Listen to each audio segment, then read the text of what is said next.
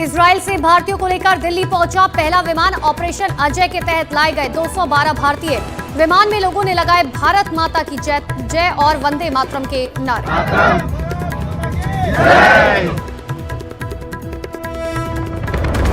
हवाई हमले के बाद गाजा शहर पर अब जमीनी ऑपरेशन की तैयारी में इजराइल। छिपे आतंकियों को पूरी तरह से मिटाने की मुहिम।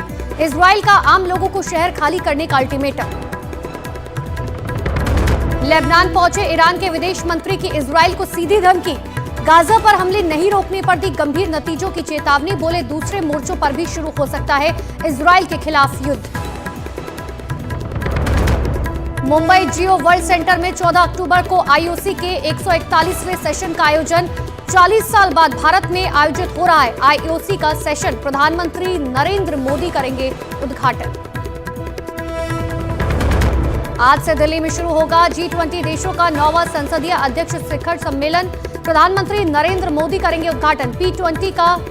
P20 की थीम एक पृथ्वी एक परिवार एक भविष्य के लिए संसद।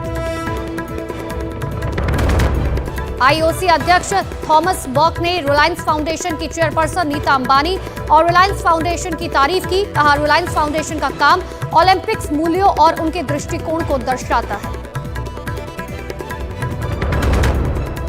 भारत के जैवलिन थ्रोअर नीरज चोपड़ा 2023 के पुरुष एथलीट ऑफ द ईयर के लिए नामांकित।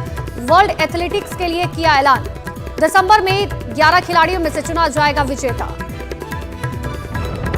विश्व कप में भारत पाकिस्तान मैच से पहले रंगारंग आयोजन की तैयारी। अरिजीत सिंह, शंकर महादेवन समेत कई हस्तियां करेंगी परफॉर्मेंस। न्यूज 18 इंडिया पर महामुकाबले की सबसे बड़ी कवरेज। देखिए सबसे बड़ी कवरेज। जीतेगा भाई जीतेगा, जीतेगा भाई जीतेगा। और न्यूज 18 इंडिया लगातार बना हुआ है देश का नंबर 1 हिंदी न्यूज चैनल। दर्शकों ने खबरों के लिए न्यूज 18 इंडिया पर जताया भरोसा।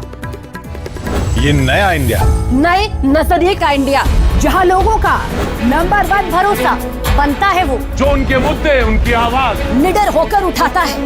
लोगों की नंबर 1 पसंद बनता है वो जो सिर्फ रफ्तार नहीं जिम्मेदारी पर भी विश्वास रखता है। देश का नंबर 1 न्यूज चैनल बनता है वो जो देश हित और जनहित दोनों को सर्वोपरि समझता है। न्यूज 18 इंडिया, नए इंडिया का नया नंबर 1 न्यूज चैनल।